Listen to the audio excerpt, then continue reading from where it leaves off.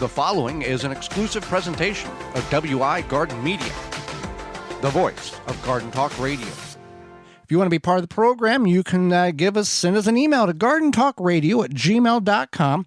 That's gardentalkradio@gmail.com. Or if you'd like to give us a call, you can do that on the Proclamation Hotline brought to you by Proclamation Goods. That number, toll-free, coast to coast, is 1-800-927-SHOW.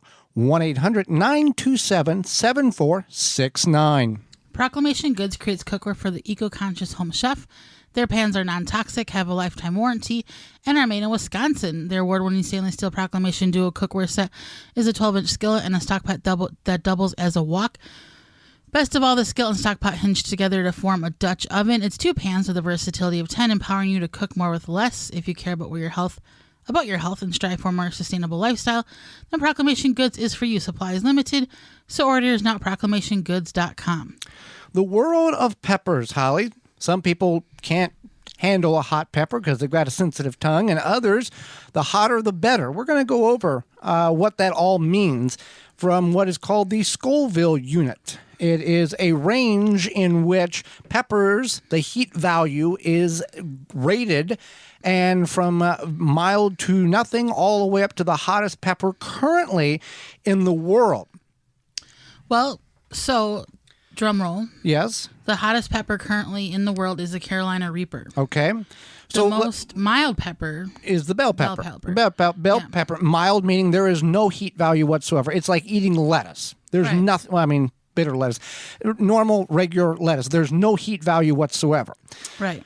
And some people like that. Now, for what do they call them? Pepperheads? Is that what they call? There's competitions online on YouTube to see whom can grow the hottest pepper and who can eat the hottest pepper. And then there's challenges where companies will have covered like chips with the powder of the hottest, and then there's challenges to see how many chips you can eat.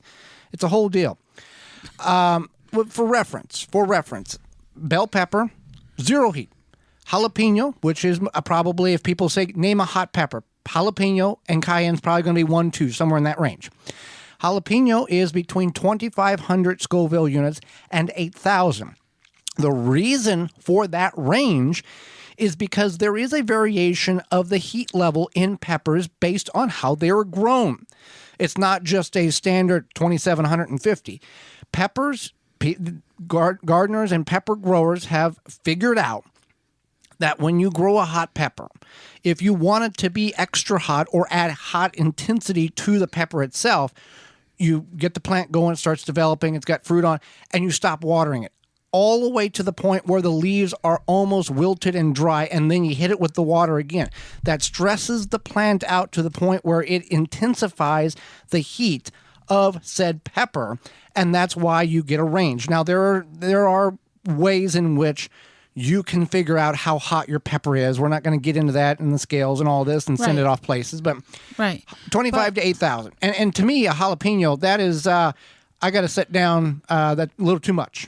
Right, and I think so. Looking at this chart, it's kind of interesting, especially and this you can find these charts online. Yeah, just the pepper, and some of them vary from here to there.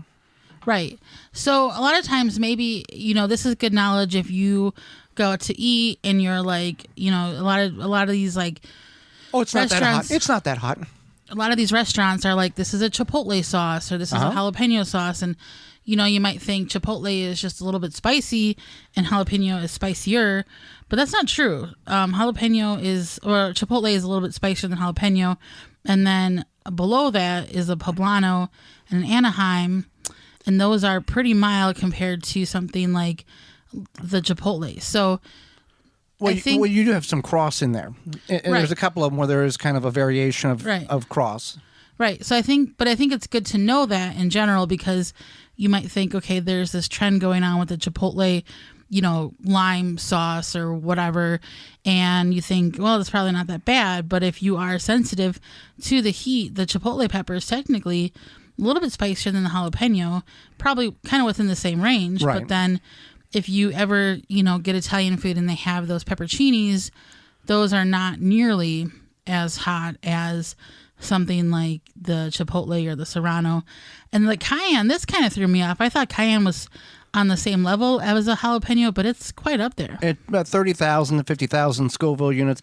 When we stay in the kind of same range, Chipotle and Hungarian, they both range between 5,000 and 8 and 5,000 and 10,000. So keep that in mind. And the Toronto is 10,000 to 23,000 Scoville units. And Tabasco is Toronto. 30, and Tabasco is 30 to 50,000, and the Cayenne is 30 to 50,000. So there's kind of some groups of heat like peppers in there. The Ghost the Ghost is just, I think a lot of these, once they get up higher, you have quite a range of possibility of heat. And that's where you could get in trouble. Right. So let's go down the top 4 hottest peppers currently that we were able to find at the moment of this broadcast here. So pure capsaicin is about 15 million. Yes. Okay. So then the next hottest one is the Carolina Reaper, and that's about 1.4 to 2.2 million. Yeah. The Trinidad Scorpion is 1.2 million to 1.2 million to 2 million.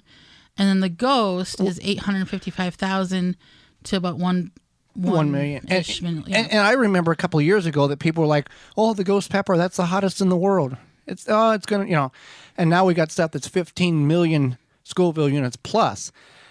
And I find it. Go ahead. Well, a lot of people, they grow these peppers. Yes. And you can grow these too in your backyard. Absolutely. And they make a whole thing of it. And this is interesting. If I was a hot pepper eater, I could understand the wanting to grow, especially a habanero, maybe a ghost pepper. We've grown cayennes. Yes. We've grown poblanos. Yeah, we've grown poblanos.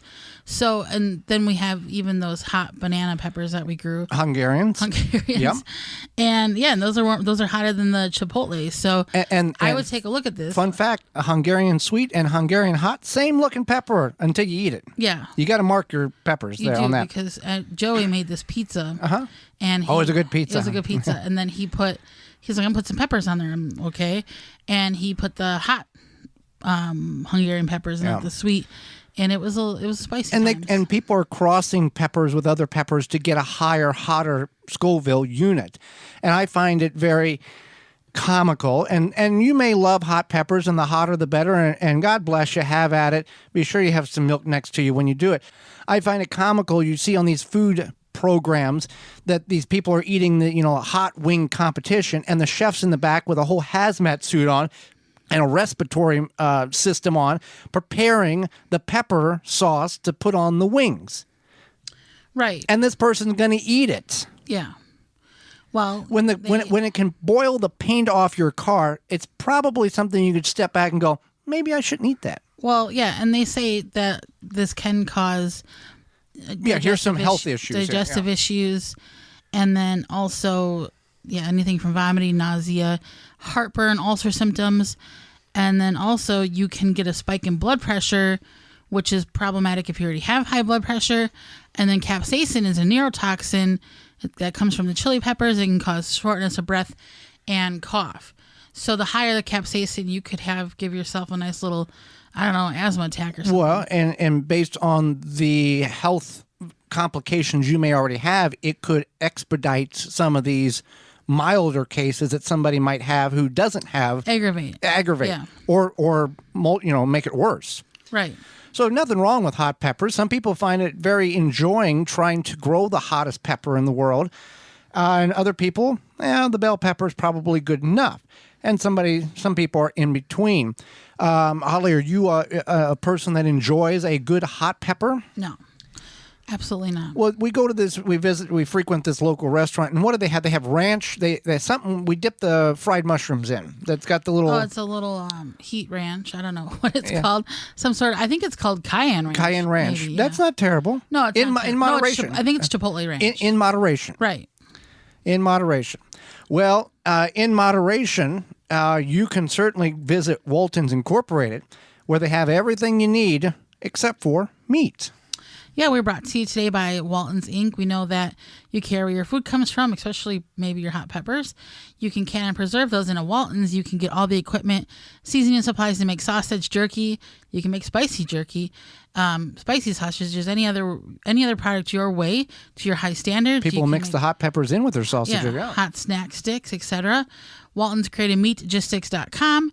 They are a website to educate people on the hows and whys of meat processing, and a community of 15,000 users or more to help with give your opinion, guidance, meat processing issues.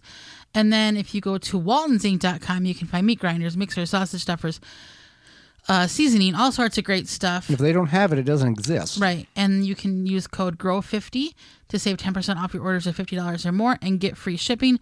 That is Walton's, everything but the meat, waltonsinc.com. For more information, please visit thewisconsinvegetablegardener.com.